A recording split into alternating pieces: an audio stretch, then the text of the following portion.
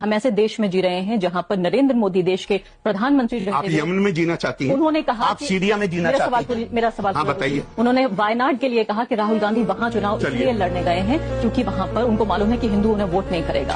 हम एक ऐसे दौर में जी रहे हैं जहां 303 मेंबर ऑफ पार्लियामेंट में एक भी मुसलमान बीजेपी की तरफ से नहीं है। तो आप ये बताइए कि ऐसे अब मैं जवाब दूं? यहाँ की पूरी पॉलिटिक्स एंटी मुस्लिम एक पिलर पर बेस्ड हो, वहाँ आप एक तरह के एक रिजिड लीगल सेक्युलरिज्म में ऐसा लगता है कि फंस गए। चलिए ठीक है, आप पाकिस्तान में रहना चाहती हैं जहाँ पे हर जुमे को मस्जिदों में बम फेंके जाते हैं? मैं हिंदुस्तान को बेहतर आपने जुमला ये नहीं कहा। मैं हिंदुस्तान आपने जी नहीं, आपने जुमला कहा हम ऐसे मुल्क में रह रहे हैं। किस तरह की? जी नहीं, आपने जो जुमला कहा है वो कहा है हम ऐसे मुल्क में रह रहे हैं। तो आप पाकिस्तान में रहना चाहती हैं जहाँ पे हर हफ्ते हर मस्जिद में बम फोड़े जाते हैं? आप सीरिया में रहना चाहती हैं?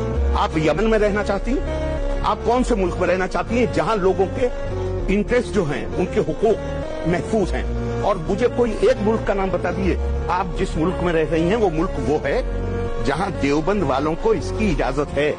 ये किताब देवबंद में निसाब का हिस्सा है, सिलेबस का हिस्सा है ये किताब। इसमें जिहाद कुरान कहता है उज़ीना लिल्लज़ीना युक़ातलूना बिअन्नहुम ज़ुलिमू, लड़ने की इजाजत सिर्फ उनको दी जाती है जिनके खिलाफ लड़ाई लड़ी गई है, उन पर जुल्म किया गया है, उनको उनके घरों से निकाला गया है। और देवबंद क्या बताता है जिहाद का मकसद क्या है?